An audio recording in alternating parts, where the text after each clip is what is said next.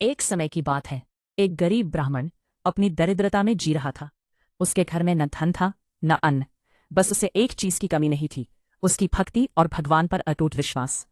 हर सुबह सूरज की पहली किरणों के साथ वह पीपल के विशाल पेड़ के नीचे जाता, श्रद्धा से जल चढ़ाता। उसके लिए यह पेड़ सिर्फ एक पेड़ नहीं था, यह भगवान का साक्षात रूप था, एक दिव्य रूप। वह कांपते हाथों से जल चढ़ाते हुए प्रार्थना करता, हे प्रभु, मेरे घर की गरीबी दूर कर दो। बस इतनी कृपा कर दो कि मेरे परिवार को भूखा न सोना पड़े। एक दिन जब वह जल चढ़ा रहा था, अचानक उसे पीपल के पेड़ से एक आवाज आई, पिताजी, मैं आपके साथ चलूंगी। ये सुनकर ब्राह्मण का दिल धड़कना बंद कर दिया। डरते डरते वह घर लौटा, लेकिन उस दिन से उसकी आंखों की चमक खो गई। उसे लगा जैसे किसी ने उसकी आत्मा से शक्ति खींच ली हो। ब्राह्मणी ने जब उसे इस हाल में देखा तो चिंतित हो गई। उसने पूछा, स्वामी, आप ऐसे क्यों सूख रहे हैं?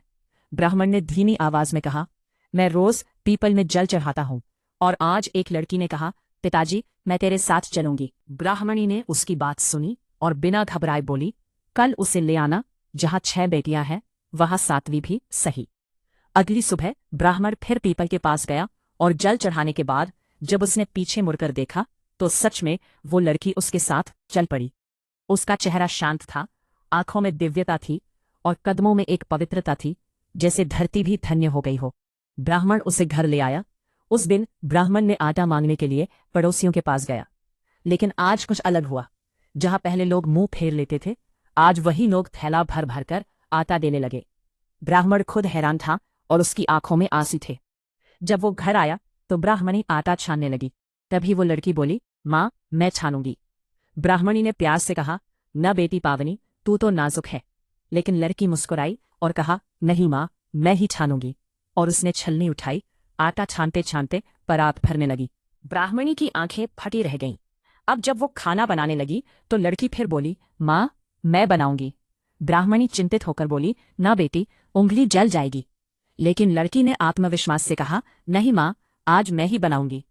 और उसने रसोई में जाकर कुछ ही देर में 36 प्रकार के व्यंजन बना दिए। पूरियां, सब्जियां, खीर, हलवा और मिठाइयाँ। वो खाना इतना भव्य था कि गरीब के घर में कभी सपने में भी नहीं बनता। घर के लोग जो कल तक भूखे थे, आज पेट भरकर खा रहे थे। उनके चेहरों पर सुकून था और आंखों में खुशी के आंसू। फिर खाने के बाद ब्राह्मणी का भाई आया, भयानक भूखा। उसने कहा, जीजी, मुझे बहुत भूख लगी है। ब्राह्मणी घबरा गई, सब तो खा चुके, अब मैं इसे कहाँ से खिलाऊं?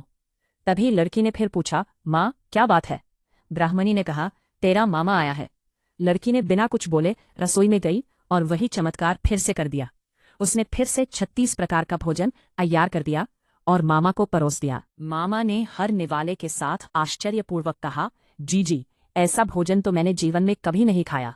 रात हुई, लड़की ने कहा, माँ, चौका लगा देना, दिया जला देना, मैं आज कोठे पर सोऊंगी। माँ घबरा गई, ना बेटी, तू डर जाएगी।